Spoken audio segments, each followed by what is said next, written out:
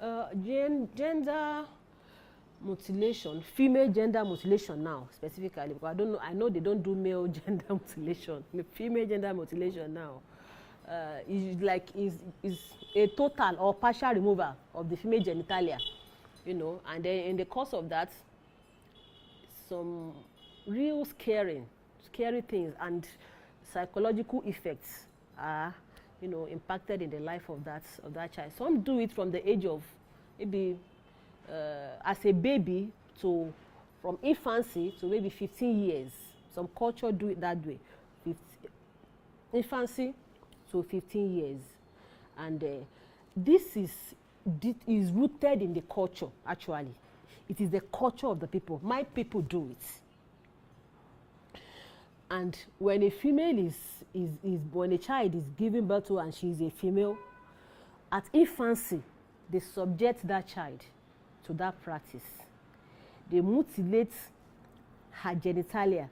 And the reason why they do this to them is that they are trying to preserve that child from being promiscuous when she grows.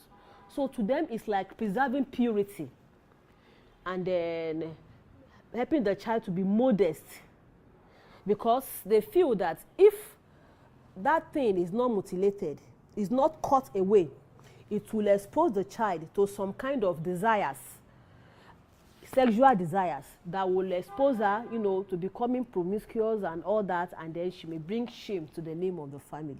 And so, while the child is still an infant, that part of her body is mutilated or removed, so that that urge is curtailed.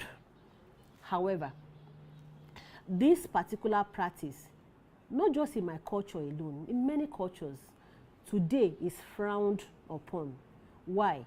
Because there are so much health implications in this practice. It has a long-term effect and short-term effects. Short-term effect, it can lead to, in fact, it's very painful. No matter how it is performed, it's a very painful procedure. Very painful procedure, because sharp object and all that is used. And you find that people that do this, like in the village, maybe women, old women, and people who are not medically inclined, they don't understand. And so the child may be exposed to infection and all that.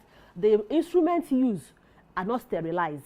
And so this exposes the child to a lot of health implications. It can cause a lot of problems for the child. Now, in the long time, that particular procedure can cause infertility in the child. Medically, it can cause infertility.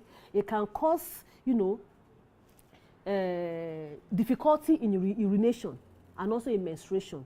It can cause childbirth complications. For instance, this postpartum hemorrhage after giving birth to a child, and then the woman bleeding and keep bleeding and keep bleeding, and she may even lose her life. It causes neonatal death, little babies causes death. So it has so much risk, and because of it, even the United Nations organization, they have championed this, the removal or the stoppage of this particularly terrible practice. But we still see it in many communities today, even among my own